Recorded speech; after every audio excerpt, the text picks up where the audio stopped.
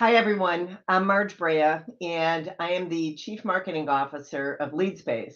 You'll see a badge there. We are one of the leaders, fortunately, of Forrester's latest B2B standalone customer data platform, Wave. And I'm really excited to spend some time with you to speak about how to build intentional revenue by design. So let's get started. So, guys, it's always that time of year. And when I mean that time of year, what I always mean is that we're always trying to start strong or start a quarter strong or a year strong or whatever, right? And we're always trying to grow better. And what we're going to focus on in this presentation is how to use AI, use data, and use all the tools that are available to us to systematically grow better. And bottom line is to find closable revenue these days from a marketing or sales standpoint is really all about math. It's about knowing all of the things that are important to you and your business, understanding what your strengths are, and then finding the right audience to get your value proposition in front of. The truth of the matter is that there are so many signals now that can be used to find that audience, to find folks that look exactly like people that are really ideal for you to do business with, and to systematically build campaigns and give your salespeople closable signals that say who they should focus on. So if you look at it, what I found and what we found as a company is that there are basically 6 steps to truly understanding how to go ahead and build closable revenue. And we're going to talk about each one of these. It's about, first of all, understanding who you're going after and how to build out the best profiles so that you can segment, you can route, you can do all kinds of things, contact these buyers on a regular basis. The next thing, it's about understanding who exactly your ideal buyer is and what's your total addressable market. Next is create the buyer models so that you can understand who's most likely to be exhibiting propensity to buy, what companies or individuals are in market or intent, and then what are the right personas to go after. Then you can optimize your campaigns to actually go after those exact people. Then use all of the scoring to go ahead and focus in your sales and your marketing efforts on the most likely suspects and prospects and customers, and then align marketing and sales to go after all of this. So that's what we're going to work on today, and so I'm excited to share this with you. So first of all, what about building better buyer profiles? First of all, I've got a little subnote that it's not a destination. A lot of folks, I come from a data background, and a lot of folks constantly are saying, oh, well, we have terrible data, so we just enriched our database. And, one point to be thinking about is that enrichment is not a destination. It's a journey and it's a lifestyle. In fact, some folks, industry experts, quote that, especially given all the changes with the great resignation these days, about 5% every month of your database is going bad in some way. People have moved or changed or whatever. But if I can give you one piece of advice, make sure that you are using your whole data strategy, et cetera, as an ongoing lifestyle, not just a destination. But let's talk about these buyer profiles. So, in a buyer profile, the real question that I always ask myself is, how are you thinking about it? Is it around just accounts or is it around people? And hopefully it's accounts and people. And then what are all of the things that you're understanding and knowing about these accounts and people that make it so that you can create actionable programs and systematically build out closable revenue? So first question, always have to ask, do you have a customer data project? Almost everyone I know on the face of the planet will say yes to that. Second question is what about a customer data platform? Today, if you look at research that Forrester shares on a regular basis, their research is saying that 9 out of 10 folks or companies today are either considering a customer data platform or implementing one already in some way, shape, or form. And really, what this is about is bringing your customer data together from all of your source systems to have a view, not necessarily just a warehouse, but really a shared view of what is all the information you have about customers, prospects, accounts, leads, contacts, all of that kind of good stuff. Question I'd ask always is how often is your data updated and your profiles updated so that if contact information changes or other things, are you sharing this information between sales and marketing? What's the breadth of the data sources? And this is always a great question, right? It's if you're looking at a person, are you also understanding what their expertise is? What LinkedIn shows about them? Are there contacts, etc., contact information, or even titles socially verified? Do you have any kind of information around what persona they fit? What buying center they're in a company, not just the headquarters, et cetera. So there's literally hundreds of fields that are important in a buyer profile, and it's important to kind of think about those and really understand what's important as you create your campaigns, et cetera, because it matters not only from just the segmentation, but how can you do really accurate scoring on any of this interest that hopefully comes from your campaigns? How can you call accurately with the contact information? And even how do you route leads with lead to account matching, et cetera? So here are some of the results with really, really great buyer profiles that we've seen. Capacity improvement in sales and sales development reps or SDR organizations can literally increase by 13.5%. And this is obviously a very exact statistic from customers that we've worked directly with. But just having the accurate data and having the accurate context saves a ton of time for salespeople and reps. This better lead to account matching. In some industries, we found that leads need to be routed very quickly, or they basically are lost. Many folks talk about do it in minutes or 10 minutes or an hour.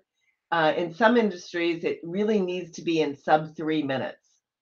And lead to account matching can mean that you have leads that are actually routed properly to the right salespeople or SDRs, or left in some sort of a folder, if you will, not acted on by folks for days.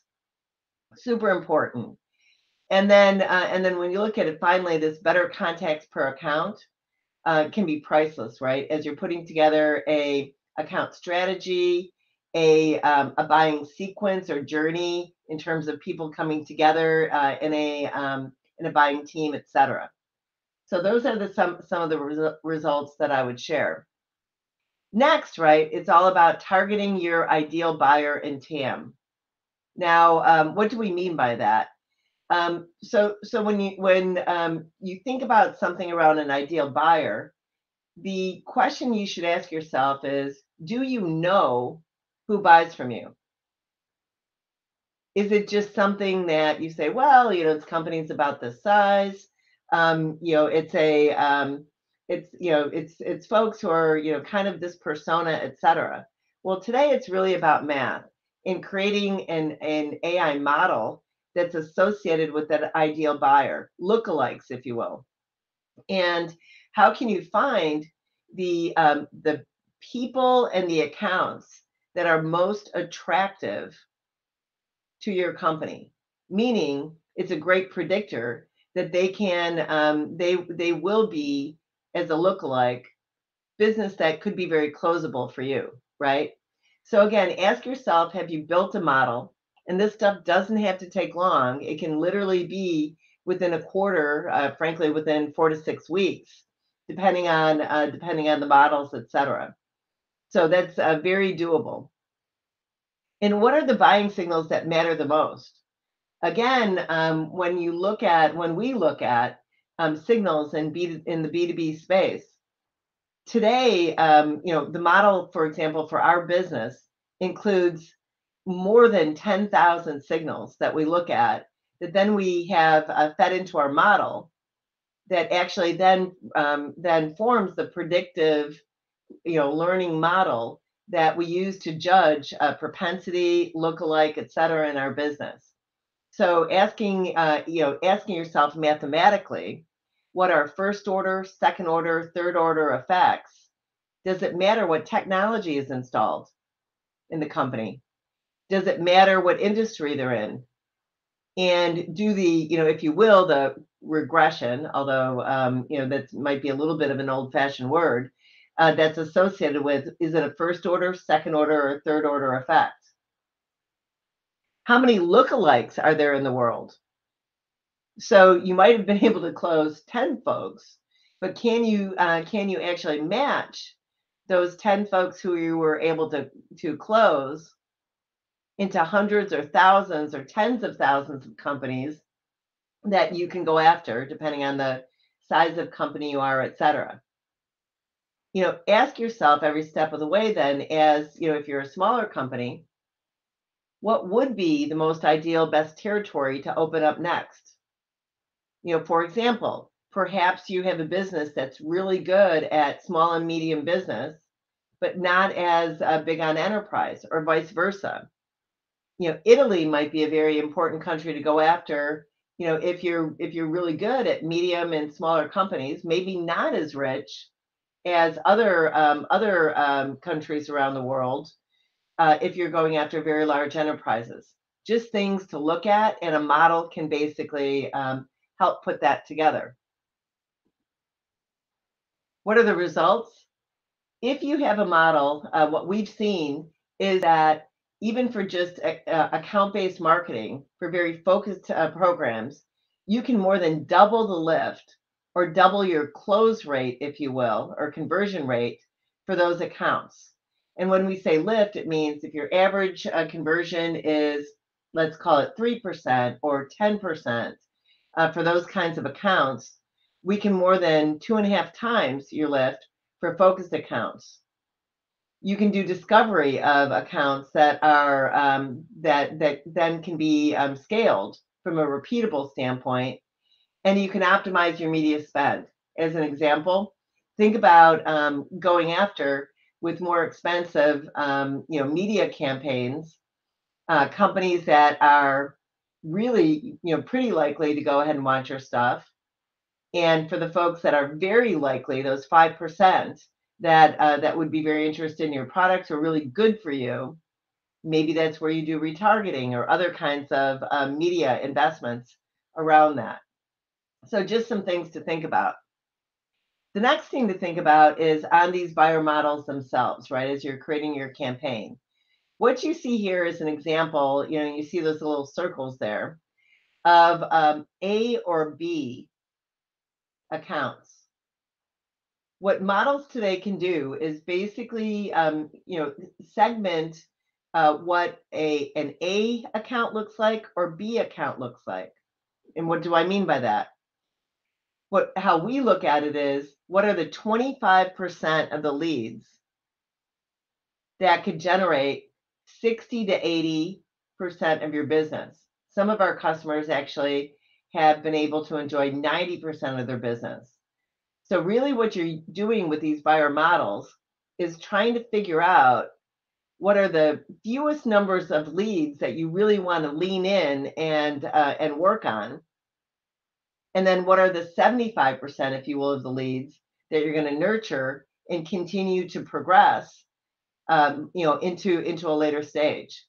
Here, for example, in this, what we're showing here is that A leads, which might be, call it, 5% of your total number of records, would have a conversion that's greater than 21% versus your average conversion of 3.6%. So you're getting, nearly, a 6, 7x lift on that, on those kind of things, which is spectacular, as you might imagine. So what are the results really we've seen? And I say this with specificity. We've been able to see lifts in accounts for conversion at a 5.7x average conversion rate, just by using a buyer model. And as I mentioned, 25% of those leads can indicate and basically be used to close, if you will, 70% of your business. Now, as an example, many enterprises, and I was talking to one of my friends, last fall, when we were discussing one of his challenges. He said, "Hey, we close 10,000 deals a year. There's millions of leads we get per year. How do I know which ones to focus on and tell my sales team to focus on?" That's really the beauty of this.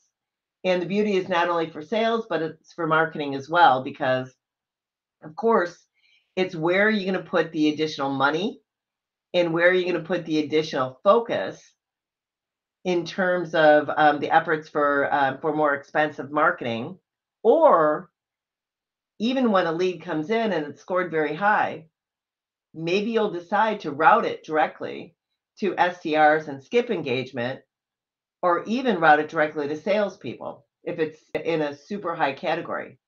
Just various things that are important and what's possible with those buyer models. The next thing then is how do you optimize your campaigns? So when you look at the campaigns themselves, you have a model, you know what you're looking for in terms of lookalike companies, etc. But do you also have models for personas, like the types of folks that really are going to be the ones that are truly the folks who are of great interest for your products, and then who's in market right now as well, first party and third party, meaning things like sources from certainly account intent sources that are around all over the place, but also which accounts have been on your website as a first party intent. This whole notion of putting together persona models in order to create campaigns and then to put a score against the right people to create those segments can be super effective. And great example of this is, in many countries around the world, or even in areas around the world, the titles of people are so vastly different that having a persona score or model, etc., makes it so that you can understand which regions to go after, which titles in truly which country actually act like the people who are your right buyers. Some of the results you end up putting together as a result of that very fact-based campaigns, territories, account-based marketing programs. You're able to go ahead and put together look-alike, not only account strategies, but also persona strategies, and have the content to go after all of this, right? And so again, when you think about things, think about fit or propensity, can prioritize your efforts on who to go after and who to spend money on. Persona gives you the right person, and intent shows that company interest, even on your website or from the third party indicators. Fifth, right, it's about putting your buyer model to test. And again, so much of this is removing friction from the system and doing A/B testing. And I know all of us talk about this, but it's super important to really test what can you do to open the funnel in your leads, so that maybe you're looking at more and more of them, creating more and more of them by letting the, if you will, the models do the work of sorting, etc. A/B testing with, do you go ahead and fast track things and perhaps even skip more nurture steps in engagement and go directly to either sending a lead to an SDR or even a salesperson. And then what would a truly ABM campaigns and territories look like? Today, I've met many customers and prospects who are considering using actually propensity intent actually to be the boundaries of their territories and campaigns, and let the AI models define the campaigns, define the segments, define the territories. It's a fascinating space, and the results can be spectacular. So when you look at this, right, um, by being able to go ahead and removing some of the friction, your funnel can open up. You're having the machines look much more on what's coming through, and then you can go ahead and route, prioritize, score, etc., based on these results, right, or based on the science. Finally, the last step in here is around aligning marketing and sales. When you think about it, currently today, I've been a chief marketing officer for many years, and so many sales and marketing teams are aligned by spirit, but not by science. So, are your territories in sales completely mirrored in your campaign segments over in marketing? Are you able to have the same tiering, the same even visible scoring that your leads may be scored against in marketing? And are you showing that, for example, in your Salesforce implementation and sales, so that at the account level, a rep can say, "Hey, listen, this opportunity is has got a very high score. I'm going to focus on this one. If there's ever push comes to shove on who to go after, right?" And that alignment between marketing and sales that can come from having a shared view of everything from the buyer profiles to the models in campaigns, and the way to make a judgment on who are the best lookalikes, by market, by segment, by account, means that truly sales and marketing can measure, align, and put together the programs to make it happen in a way that's very different than what's happened in other systems in the past. So the results here, as you can imagine, are basically aligned business outcomes. And when you think about numbers, I was tempted to put priceless, but it is priceless. When you think about sometimes the that sales and marketing are working for the same goal, but can you align things with science, systems, and data to make it all happen? So really what this is about, guys, are these six steps. It's everything from building those profiles to understand how you're going to target and go after, the right buyers and shared buyers and your addressable market.